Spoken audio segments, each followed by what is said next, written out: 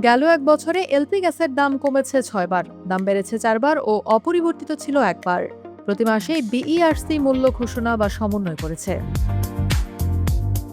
গেল বছরের জুলাইয়ে এলপি গ্যাসের দাম কমানো হয়। সে সময় 12 কেজি এলপিজি সিলিন্ডারের দাম 1,364 টাকা নির্ধারণ করা হয়, যা আগের দাম 1,403 টাকা থেকে 39 টাকা কম ছিল।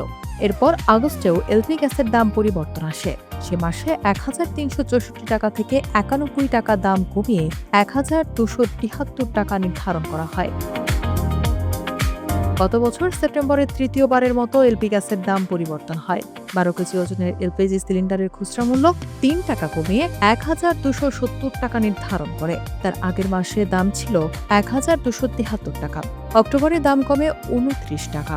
1,270 টাকা থেকে দাম নির্ধারণ হয় 1,241 টাকা। পরের মাসেই নভেম্বরে দাম কমে ফের 26 টাকা। তখন দাম নির্ধারণ হয় 1,215 টাকা।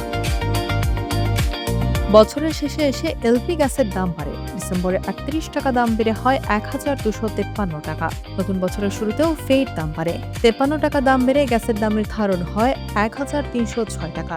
ফেব্রুয়ারিতে এলপি গ্যাসের দাম বাড়ে 50 টাকা। নতুন দাম নির্ধারণ করা হয় 1,356 টাকা। এরপর মার্চে অপরিবর্তিত থাকে এলপিজি সিলিন্ডারের দাম। এলপি গ্যাসের দাম বড়ভাবে বৃদ্ধি পায় এপ্রিল মাসে। এক গ্লাফে এর দাম হয় 1,940 টাকা। মে মাসে এসে এই দাম অপরিবর্তিত থাকে। তবে জুন মাসে এসে 55 টাকা দাম কমে 1,885 টাকা মূল্য নির্ধারণ করা হয়।